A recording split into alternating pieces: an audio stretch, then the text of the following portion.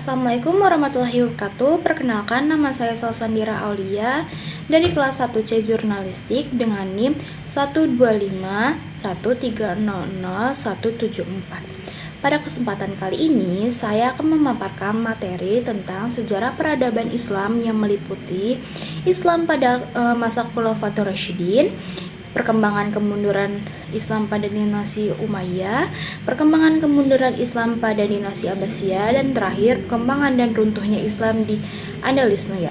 Semoga pemaparan ini menambah wawasan kita tentang perjalanan panjang peradaban Islam di dunia.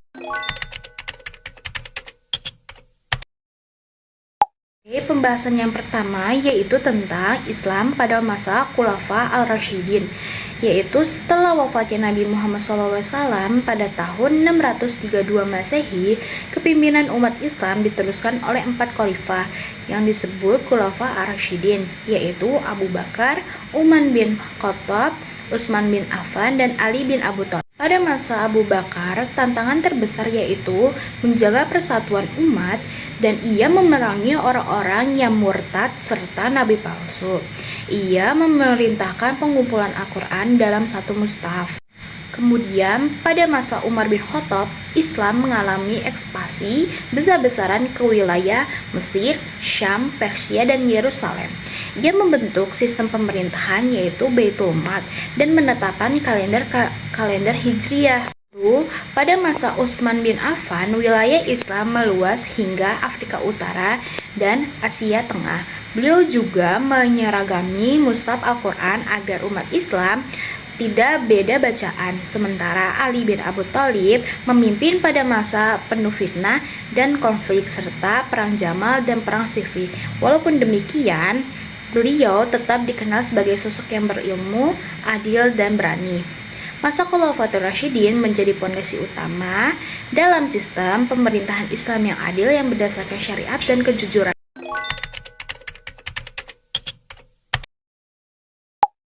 Lalu pembahasan yang kedua yaitu perkembangan dan kemunduran Islam pada masa dinasti Umayyah, yaitu setelah masa Khulafatur Rasyidin berdirilah dinasti Umayyah pada tahun 661 Masehi yang didirikan oleh Muawiyah bin Abi Sufyan dengan pusat pemerintahannya di Damaskus di Suriah. Pada masa ini, Islam mengalami perkembangan yang pesat. Wilayah kekuasaannya membentang dari Spanyol di barat hingga India di timur, yang menjadikan kekaisaran terbesar pada masanya. Mereka membentukkan sistem pemerintahan yang monarki, memperkuat administrasi, serta menjadikan bahasa Arab sebagai bahasa resmi pemerintahan dan ilmu pengetahuan. Khalifah Abdul Malik bin Marwan membangun kubah batu di Yerusalem, dan Al-Walid bin Abdul Malik mendirikan Masjid Agung serta rumah sakit pertama dalam sejarah Islam. Namun kemunduran mulai muncul karena konflik politik dan perbuatan kekuasaan antar keluarga serta gaya hidup mewah para penguasa. Selain itu, munculnya pula pemberontakan dari keturunan Abbas yang akhirnya menggulingkan dinasti Umayyah pada tahun 175 Masehi.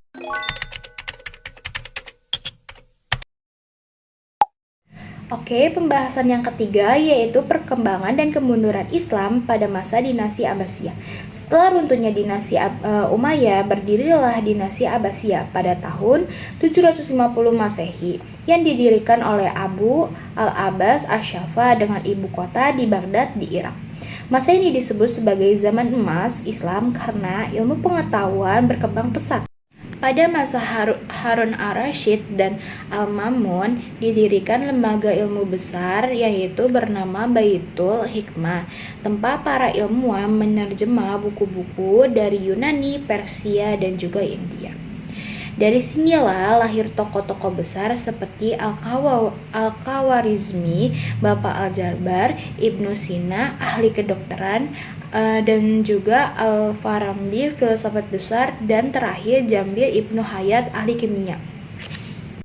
Perkembangan pesat juga terjadi di bidang sastra, seni, filsafat, dan arsitektur. Baghdad menjadi kota paling maju, menjadi pusat ilmu pengetahuan dunia. Namun, kemunduran dinasti Abbasiyah terjadi karena perebutan kekuasaan antar gubernur dan melemahnya militer, kemewahan istana, dan serangan bangsa luar seperti Mongol, yang akhirnya menghancurkan Baghdad pada tahun 1258 Masehi.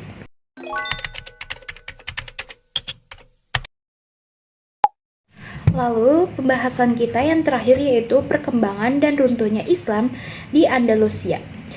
Di wilayah barat, Islam mencapai kejayaan luar biasa di Andalusia yang sekarang yaitu Spanyol. Islam masuk ke Andalusia pada tahun 711 Masehi melalui Torik bin Ziyad yang menaklukkan kerajaan Visigoths. Di bawah pemerintahan Islam, Andalusia berkembang menjadi pusat ilmu pengetahuan, kebudayaan, dan juga arsitektur di Eropa. Kota Cordoba memiliki perpustakaan yang besar dengan ratusan ribu buku serta universitas yang menjadi tempat belajar bagi pelajar dari seluruh dunia. Masjid Cordoba dan Istana Alhambra menjadi bukti kebanggaan arsitektur Islam di Andalusia. Di sanalah lahir ilmuwan seperti Ibnu Rushd, Al-Zahrawi, dan Ibnu Baza yang karyanya mempengaruhi besar terhadap perkembangan ilmu di Eropa. Namun, kejayaan itu berakhir karena pemecahan internal antara kerajaan kecil Islam yang disebut Muluk Al-Tahwaf serta serangan kerajaan Kristen dari utara Spanyol. Akhirnya kota terakhir umat Islam yaitu Granada jatuh ke tangan Raja Ferdinand dan Ratu Isabella pada tahun 1492 Masehi, menandai runtuhnya Islam di Andalusia. Dari keempat periode sejarah Islam yang disebutkan oleh saya, kita dapat mengambil pelajaran bahwa kejayaan Islam dibangun di atas ilmu, persatuan, dan juga ketakwaan. Namun ketika umat Islam terpecah dan terlena oleh kemewahan dunia, maka kejayaan itu pun memudar. Sebagai generasi muda, kita harus meneladani semangat perjuangan para pemimpin Islam yang terdahulu untuk semangat belajar, bersatu, juga menekan nilai-nilai Islam dalam kehidupan. Terima kasih atas perhatiannya. Wassalamualaikum warahmatullahi wabarakatuh.